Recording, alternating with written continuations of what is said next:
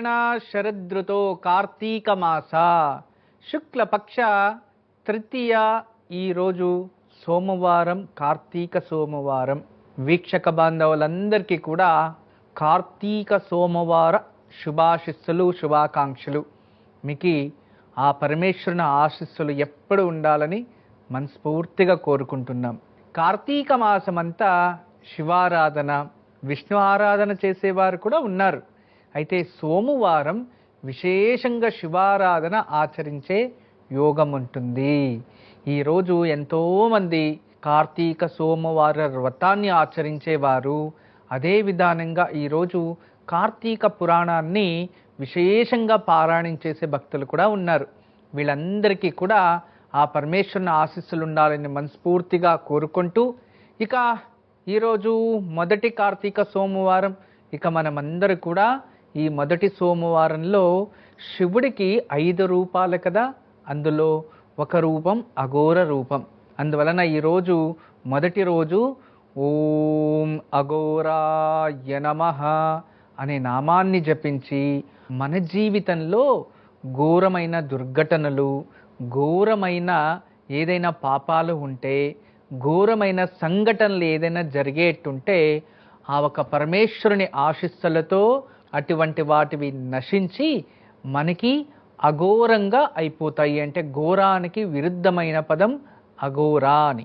అలా ఈరోజు ఆ అఘోర రూపాన్ని మనము ధ్యానం చేసి పరమేశ్వరుని ఆశీస్సులు పొందుదాం. ఓం అఘోరాయ నమః. ఓం అఘోరాయ నమః. ఓం అఘోరాయ నమః. మన జీవితంలో మనం ఒకరికి చెడ్డవారుగా కనబడినా పర్వాలేదు, కానీ మనం మనస్సాక్షి ఒప్పుకునేలా జీవిస్తే చాలు. జీవితంలో ఒకటి ఎప్పుడు గుర్తుంచుకోండి, ఒత్తిడిగా ఒక సంబంధాన్ని భరించేదానికన్నా ప్రశాంతంగా దూరంగా ఉండడంలోనే కాస్త మీకు శుభం కలుగుతుంది. ఎందుకంటే ఒత్తిడితో కూడుకొని గొడవలు పడేదానికన్నా ప్రశాంతంగా దూరంగా ఉంటే ఆ ప్రేమ ఇంకంత గౌరవాన్ని పెంచుతూ ఉంటుంది. చాలామంది జీవితాల్లో కొన్ని నిర్ణయాలు తీసుకుంటూ ఉంటారు. వాళ్ళు ఎటువంటి నిర్ణయాలు అంటే, ఇక వాళ్ళ జీవితంలో ఇక వేరే విధి లేకుండా కొన్ని విషయాలని భరించడం, కొన్ని వాటిని అంధకారంలోకి వెళ్ళిపోయి బయటికి రాకుండా జీవించడం, ఇటువంటి వాటివి అంత సూక్తం కాదు. ఎప్పుడే గుర్తుంచుకోండి, జీవితంలో భగవంతుడు తెలియచేసినది ఒకటే, ఆనందం పరబ్రహ్మ స్వరూపమని. మంచిదే, కానీ జీవితంలో గెలవాలి అంటే కొన్ని లైఫ్ ఎథిక్స్ కూడా ఉండాలి. ఎప్పుడు కూడా చాలామంది ఆలోచిస్తూ ఉంటారు, నా జీవితం ఎందుకు ఇలా అయ్యింది అని. జీవితము ఎందుకు అలా అయ్యింది అని ఆలోచించే వారిలో వాళ్ళ కర్మకి కారణం వాళ్ళే అయి ఉంటారు. ఎందుకంటే వాళ్ళ జీవితం ఎందుకు అలా అయింది అని ఆలోచిస్తున్నారంటే, అంటే ఏం జరిగింది అనే దాన్ని కూడా వాళ్ళు సరిగా ఆలోచిస్తలేదు అంటే వాళ్ళ జ్ఞానం నశిస్తుంది అని అర్థం. ప్రతి కర్మ వెనుక, ప్రతి కష్టం వెనుక కారణాలు ఉంటాయి. జీవితంలో ఎవరైతే సూర్యోదయానికి ముందు లేచి కష్టపడతారో వాళ్ళ జీవితంలో ఉన్నత స్థానంలో అభివృద్ధి చెందుతారు. ఎవరైతే 10 గంటల వరకు నిద్రపోతూ ఇతరులపైన ఆధారపడుతూ పెట్టింది తినుకొని స్వబుద్ధి లేకుండా జీవిస్తూ ఉంటే వాళ్ళు ఏదో ఒక రోజు వాళ్ళ వినాశాన్ని వాళ్ళు కోరుకుంటూ ఉన్నట్టే. చాలామంది ఇతరులను చూసి వాళ్ళు ఈర్ష్య పడుతూ ఉంటారు. అటువంటి ఈర్ష్య అనేది మనసులో ఉంటే ఏ రోజుకి వాళ్ళు అభివృద్ధి చెందలేరు. ఎందుకంటే ఈర్ష్యతో వాళ్ళ జ్ఞానం నశించి, అదే ఈర్ష్య బుద్ధితో ఆ బుద్ధి సరిగా పనిచేయకుండా వాళ్ళు కష్టపడ్డాన్ని మానేసి ఆ ఒక ఈర్ష్య అనేది ఏదైతే ఉంటుందో వాళ్ళని వాళ్ళే దహించవేస్తుంది అని అర్థం. అందువలన ఈర్ష్య పడడం మానేసి చుట్టుపక్కల ఎవరైనా మంచి పనులు చేస్తూ ఉంటే దాన్ని అభివృద్ధి చేస్తూ వాళ్ళకి సహకరిస్తూ వాళ్ళని మరింత ఉత్తేజపరుస్తూ ఉంటే అప్పుడు మీలో మంచి గుణాలు ఉన్నాయి అని అర్థం. అందుకే ఎవరు ఏమనుకున్నా మీరు బాధపడకండి, కానీ మీ మనస్సాక్షి బాధపడకుండా చూసుకోండి. మీ మనస్సాక్షి ఒప్పుకునేలా జీవించండి. ఎల్లప్పుడూ మీలో ఆ భగవంతుడు ఉంటాడు. కార్తీక మాసం అంతా ఎంతో విశేషం. ప్రతి ఇంట్లో దీపాలు వెలిగిస్తూ ఉంటాం, ప్రతి పర్వదినాల్ని గౌరవిస్తూ ఉంటాం. కార్తీక మాసంలో మనకి విశేషంగా ప్రతిరోజు దీపాలని వెలిగిస్తూ దీపదేవతని పూజిస్తూ దీపారాధన చేయడం మనకెంతో ప్రతిఫలాన్ని అందిస్తుంది. ప్రకృతిలో గ్రహాల ప్రభావం వల్ల మనకి ఇక్కడ అన్ని కూడా ఋతువులు ఇవన్నీ మారుతూ ఉంటాయి. ఇక 365 రోజులు 66 రోజులు మనకి ఒక్క సంవత్సరం అయితే దేవతలకు అందరికీ కూడా అది ఒక్క రోజుగా ఉంటుంది. అలా ప్రతి సమయంలో కూడా మనం ఏ పని చేసినా కూడా మనస్సాక్షి ఒప్పుకునేలా చేస్తూ ఉంటే అదే దైవ కార్యంగా కూడా మారుతూ ఉంటుంది. మనం ఈ కార్తీక మాసంలో ఇచ్చే దానాలు, చేసే పుణ్యకార్యాలు అవన్నీ కూడా మనకి ఎంతో శుభ ప్రతిఫలాలు మనకు అందిస్తూ ఉంటుంది. కార్తీక మాసంలో యమునా నది స్నానం, కార్తీక మాసంలో గంగా స్నానం, నది స్నానాలు, సముద్ర స్నానాలు విశేషమైన పుణ్యఫలాన్ని అందిస్తూ ఉంటుంది. అయితే ఈరోజు తృతీయ కదా, ఈరోజు విశేషంగా ఏదైనా దానం ఇవ్వాలి అని ఉంటుంది. ఏ దానం ఇస్తే మనకు పుణ్యఫలం లభిస్తుంది అంటే ఈ సోమవారం రోజు, మొదటి సోమవారం రోజు వస్త్రదానము అని ఉంది.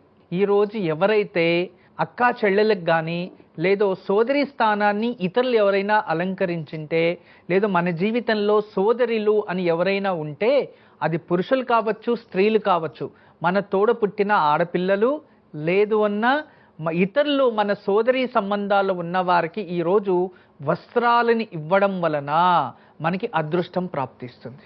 వస్త్రము అంటే ఒక బ్లౌజ్ పీసు ఇవ్వచ్చు, లేదో మీకు శక్తి ఉంది అనుకోండి ఒక మంచి శారీని కొని ఇవ్వండి. ఇలా మీ శక్తికి తగినట్టుగా మాత్రం ప్రేమతో, భక్తితో స్త్రీలకి ఎవరికైనా ఈరోజు సోదరీ భావనతో మీరు వస్త్రాన్ని ఇవ్వడం వలన మీలో ఉన్న దారిద్ర్యం నశిస్తుంది. మీరు ఏదైనా కష్టాల్లో ఉంటే దాని నుంచి బయటకు వస్తారు. ఇక మీరు ఈరోజు ఇటువంటి కార్యాన్ని ఆచరించడం వలన మీకు తెలియకుండానే మీ కర్మ ప్రభావం తగ్గుతూ వస్తుంది. కార్తీక మాసంలో 30 రోజులు ఏదైతే ఉంటుందో 30 రోజులు 30 తిథుల్లో 30 దానాలు ఉంటాయి. వీటిని ఆచరిస్తే అంత్యంలో మోక్షము కూడా ప్రాప్తిస్తుంది అని. అంత గొప్ప మాసం కార్తీక మాసం. మీరందరూ ఒకటి గుర్తుపెట్టుకోవాలి, మన జీవితంలో ధర్మ, అర్థ, కామ, మోక్ష చతుర 4 పురుషార్థాలని సాధించడానికి ఈ శరీరము ప్రకృతి మనకిస్తుంది. ధర్మ, అర్థ, కామ్య, మోక్ష 3 పురుషార్థాలని అందరూ సంతోషంగా స్వీకరిస్తారు. ధర్మాన్ని పాటిస్తూ ఉంటారు, అర్థాన్ని పాటిస్తూ ఉంటారు, కామ్యాన్ని పాటిస్తూ ఉంటారు. ఇవన్నీ కూడా పాటిస్తూ వాటితో పాటు మోక్షాన్ని పొందే సమయంలో మళ్ళీ వీటితోనే అనురాగం పెంచుకొని మోక్షాన్ని మర్చిపోతూ ఉంటారు.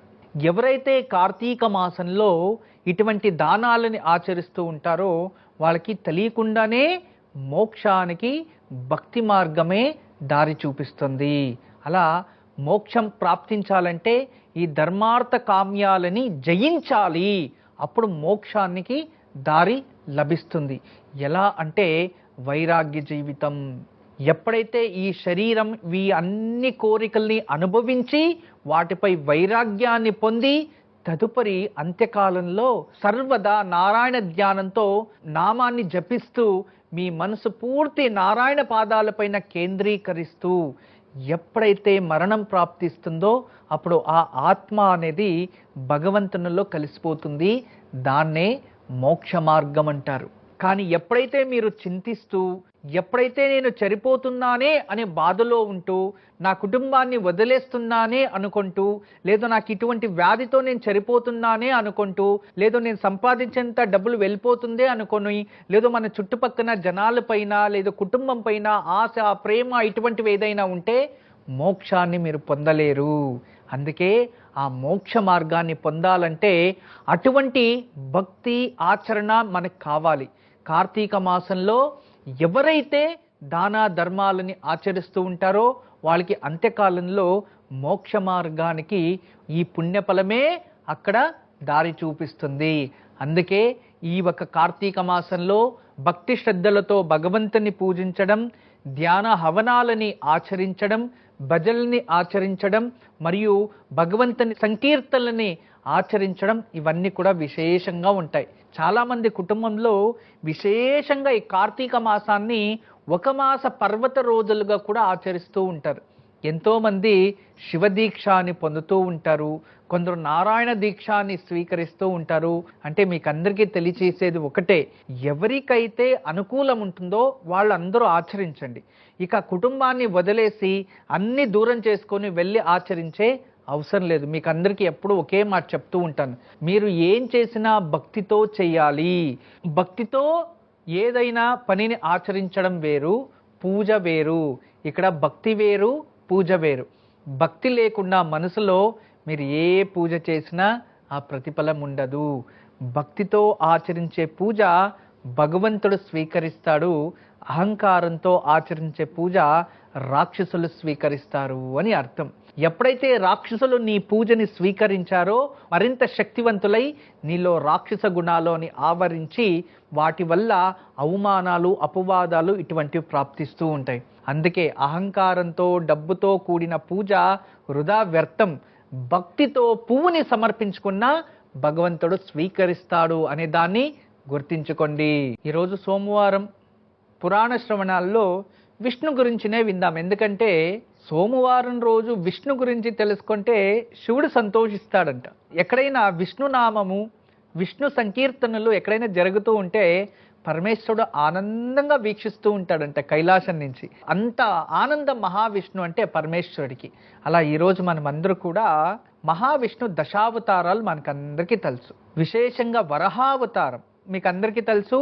హిరణ్యాక్షుణ్ణి ఆ ఒక వరహావతారంలో సంహరించిన తర్వాత హిరణ్యకశపుడు అతని సోదరుడే కాబట్టి హిరణ్యకశపుడు ఉంటాడు. ఆ హిరణ్యకశపుడు నా సోదరుని మహావిష్ణు సంహరించాడనే కోపంతో అఘోరమైన తపస్సుని ఆచరిస్తాడు. ఎటువంటి తపస్సు అంటే అది సాక్షాత్ బ్రహ్మదేవుడే ముందుకొచ్చి కూర్చుంటాడు. అటువంటి బ్రహ్మదేవుడి దగ్గర వరాన్ని పొందుతాడు. ఎటువంటి వరం అంటే నాకు మరణం లేకుండా చేయి అంటే అప్పుడు ఆ బ్రహ్మదేవుడు జన్మించిన తర్వాత యుగయుగాలకైనా కూడా మరణం ప్రాప్తిస్తుంది, కానీ నిన్ని నువ్వు జయించుకునే వరకు నీకు మరణం ప్రాప్తించదు హిరణ్యకశిపు అని తెలియచేస్తే అప్పుడు ఆ హిరణ్యకశిపుడు ఆలోచించి, అయితే నేను అడిగే ప్రకారం వరం ఇవ్వండి అంటూ మృగాల నుంచి కావచ్చు, మానవుల నుంచి కావచ్చు, దేవతల నుంచి కావచ్చు, రాత్రి కావచ్చు, పొగులు కావచ్చు,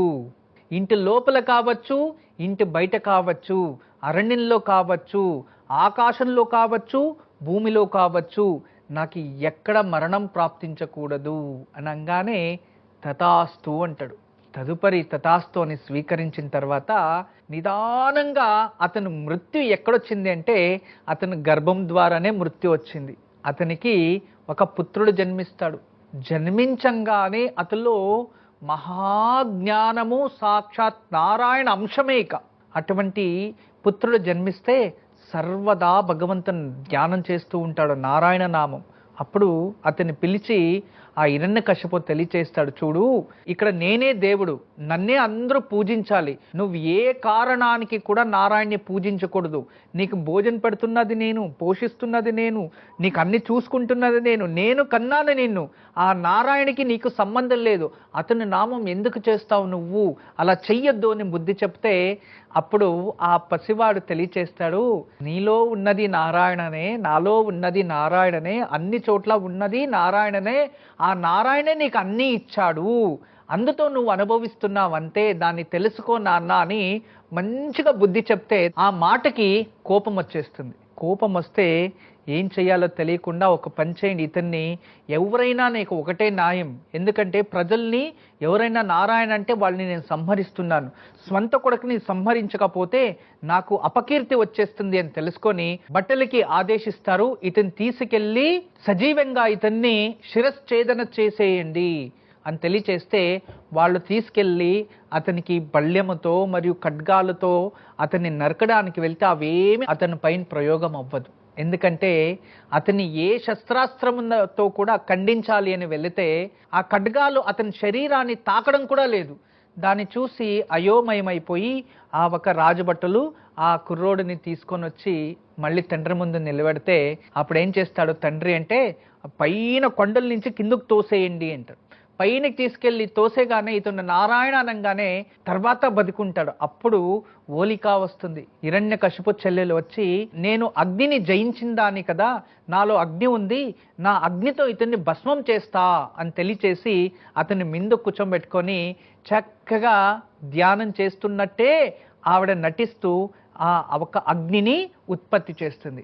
ఆఖరికి ఓలికానే కాలిపోతుంది. ఆ ఓలిక కాలిపోతున్నప్పుడు ఆ బ్రహ్మదేవ నువ్వు ఇచ్చిన వరమేంటి, నాకేం జరుగుతుంది అని బ్రహ్మని వేడుకుంటే అప్పుడు ఆకాశవాణి రూపంగా బ్రహ్మదేవుడు తెలియచేస్తాడు, నీకిచ్చిన అగ్నిజయము అనేది ఏదైతే ఉందో అగ్నిస్తంభన అగ్నిజయాన్ని, అది నిన్ను నువ్వు కాపాడుకోవడానికి కానీ ఇతరుల్ని సంహరించడానికి కాదు, నువ్వు ఒక ధర్మాన్ని సంహరించడానికి వెళ్ళావు కాబట్టి ఆ ధర్మం ద్వారా నువ్వు కాలిపోతున్నావు అని తెలియచేస్తాడు.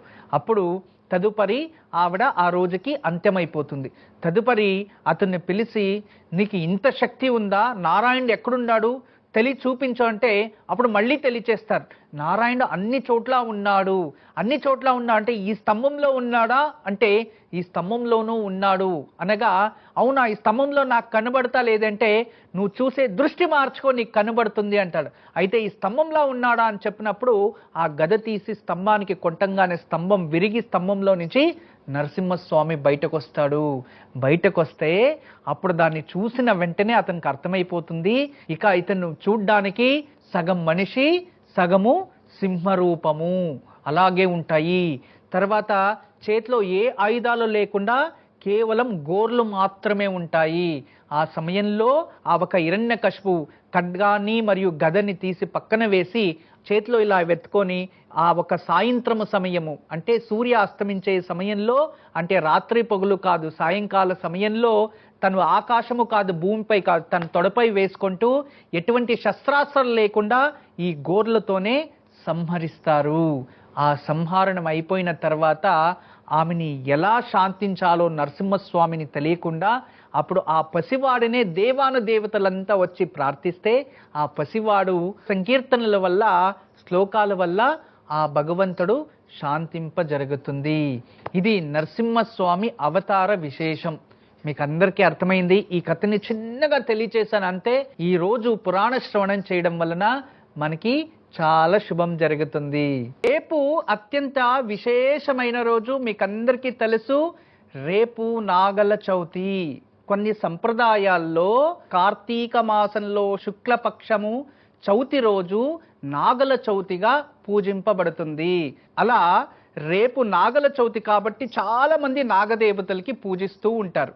మీకు అనుకూలమైతే రైతులైతే మీ పొలాల్లో ఉన్న పుట్టుకు వెళ్ళి పూజించి, మీరు ఈ సంవత్సరంలో ఏదైనా దవస ధాన్యాలని మనం పండుతామో ఆ ధాన్యాలని ఎండు కొబ్బరి కాస్త బెల్లము తీసుకెళ్ళి ఆ పుట్టు లోపల వేసి పూజించుకొని రావాలి. లేదు ఇంటి ఊర్లోనే ఎక్కడైనా నాగశిలలు ఉంటే వాటికి వెళ్ళి 6 ప్రదక్షిణలు వేసుకొని వచ్చినా పూజా ప్రతిఫలం ప్రాప్తిస్తుంది. దయచేసి అర్థం చేసుకోండి. రేపు ఉదయాన్నే తెల్లవారుజామున స్నానం చేసి 8 గంటల లోపల ఈ పూజని ఆచరిస్తే మాత్రమే పుణ్యఫలం. కానీ మొదటి యామం దాటిన తర్వాత ఎండెక్కిన తర్వాత నాగదేవతలకి నాగశిలలకి పూజించిన ప్రతిఫలం ఉండదు. అందువలన రేపు ఉదయాన్నే 6 గంటలకే వెళ్ళి పుట్టకి కానీ నాగశిలలకి కానీ పూజించి చక్కగా 6 ప్రదక్షిణలు వేసుకుని రండి చాలు. కానీ నాగశిలలకి లీటర్లు పాలు పోసి ప్రకృతి హాని ప్రకృతి ధర్మానికి అనిష్టం తేకండి. దేవతలకి చక్కగా పూజించి ఒక్కొక్కరు 3 డ్రాప్స్ అంటే 3 చుక్కలు లేదు 5 చుక్కలు ఓం ఆదిశేషాయ నమః అని సమర్పించుకుంటే చాలు, ఆ దేవతలు స్వీకరిస్తారు. భక్తి శ్రద్ధతో పూజించండి. ఇక ఇవి ఆచరణ లేని వారు మరొక పూజా విధానం, అది రేపు ఉదయాన్నే ఎవరైతే దుర్గాదేవి ముందు 2 నెయ్యి దీపాలు వెలిగించి దీపదుర్గా స్తోత్రాన్ని పారాయణం చేసుకొని తదుపరి ఒక పిడికుడు ఉప్పుని మీకు మీరే దృష్టి తీసుకొని దాన్ని తీసుకెళ్ళి నీటిలో వేసేయాలి. ఇలా చేయడం వల్ల సకల దృష్టి దోషాలు దూరం అవుతాయి.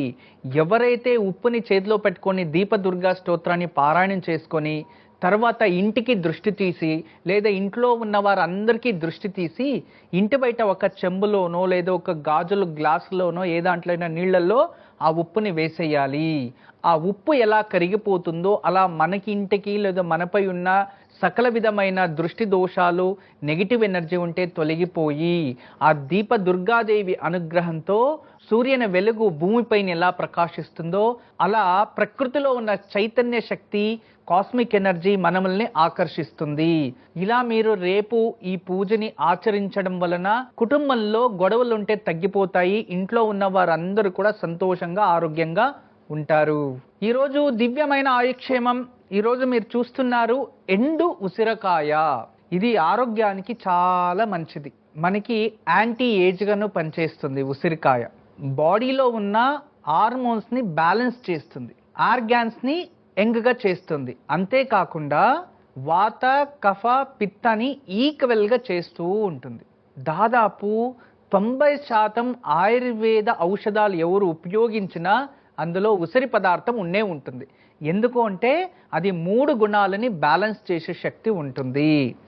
దీన్ని పర్టికులర్ జీర్ణాంగ వ్యవస్థకు కూడా మంచిగా జరగడానికి ఉపయోగిస్తారు.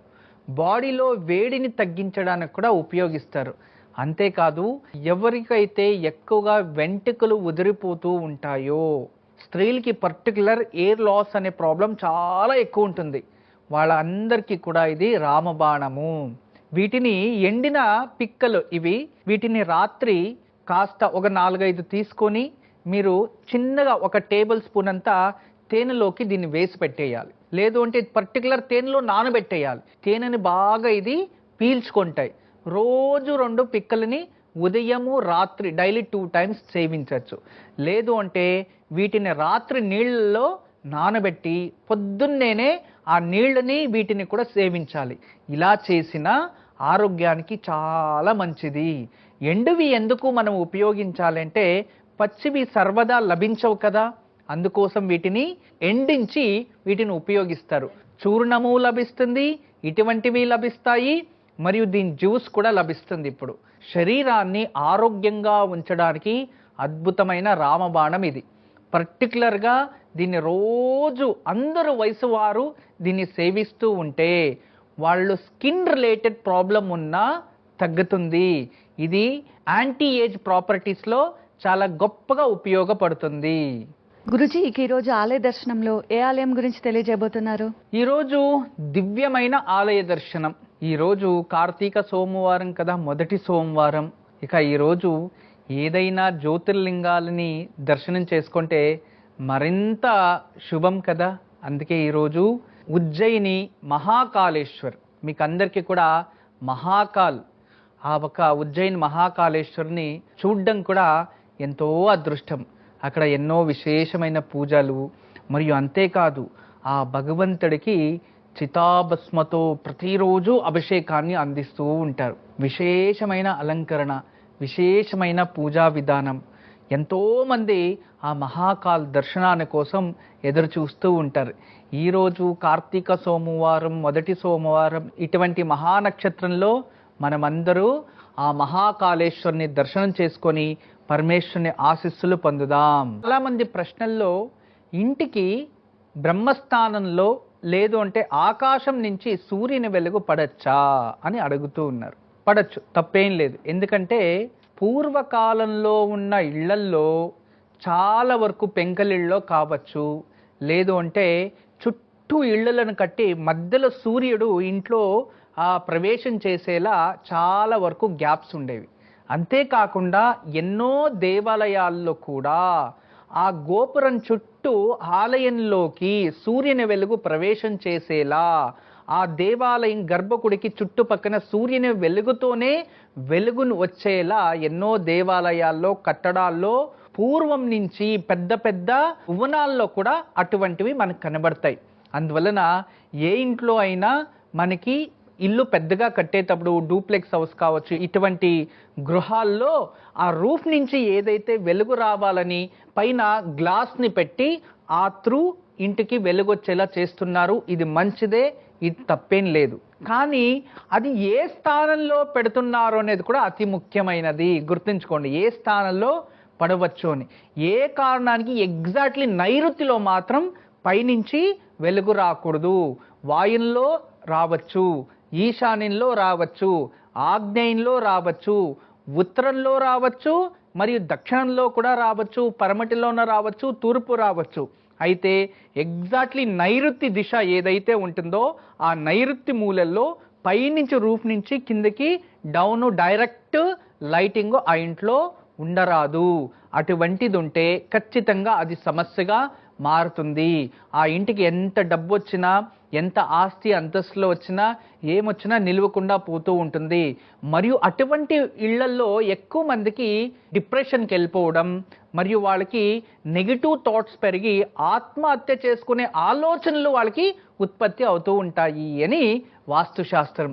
అందువల్ల అయినంత వరకు అటువంటి ఇళ్ళలు ఏదైనా ఉంటే మార్పిడి చేయడానికి ప్రయత్నించండి. లేదు అంటే ఆ నైరుతి భాగంలో పైన రూఫ్ దగ్గర శ్రీవాస్తు యంత్రాన్ని ఒక చిన్న మేకు కొట్టి తగిలించడం వల్ల ఆ వెల్తర్ నుంచి వచ్చే ఎనర్జీస్ ఆ ఒక భాగంలో ఇది పాజిటివ్గా కన్వర్ట్ చేస్తుంది. కొద్ది రోజులకి నడుస్తుంది. కానీ ఏ కారణానికి నైరుతిలో అలా ఉండకుండా చూసుకోవడం మంచిది. ఈరోజు దివ్యమైన యోగక్షేమం. ఈరోజు కార్తీక సోమవారం, చాలా విశేషమైన రోజు. ఈరోజు సాయంత్రం అన్నమని చక్కగా చిన్న కుండలో కానీ, లేదో మనం ప్రతిరోజు వండుతాం కదా అటువంటి పాత్ర కాకుండా ప్రత్యేకంగా ఉన్న పాత్రలో కాస్త బియ్యాన్ని కడిగి ఆ బియ్యాన్లో పాలు పోసి చక్కగా నున్నగా అన్నం చేసుకొని వాటితో శివలింగం చేయాలి. ఆ శివలింగాన్ని ఒక పళ్ళెల్లో పెట్టి నెయ్యితో అభిషేకం చేసి బిల్వ దళాలని కడిగి చక్కగా జోడిస్తూ జోడిస్తూ జోడిస్తూ బిల్వ దళాలతో ఆ శివలింగాన్ని చక్కగా అర్చించి పూజించి తదుపరి మహామంగళ నీరాజనాన్ని చెయ్యాలి. చేసి తదుపరి రాత్రి భోజనానికి ముందు వాటికి ఆరతి తీసేసి ఆ చక్కగా బిల్వదళాలు తీసేసి ఆ శివలింగం ఏదైతే ఉంటుందో దాన్ని తీసుకొని ఆ నెయ్యితో పాటు కలిపి చిన్నగా ముద్దలుగా చేసేసి దాని ఇంట్లో ఉన్న వారందరూ కూడా మృత్యుంజయ మంత్రాన్ని జపిస్తూ దాన్ని ప్రసాదంగా స్వీకరిస్తే ఏదైనా దీర్ఘకాలిక వ్యాధులుంటే దూరం అవుతాయి. అంతేకాదు సంతానం లేని వారికి సత్సంతానం ప్రాప్తిస్తుంది. కుటుంబంలో అందరూ సంతోషంగా ఆరోగ్యంగా ఉంటారు.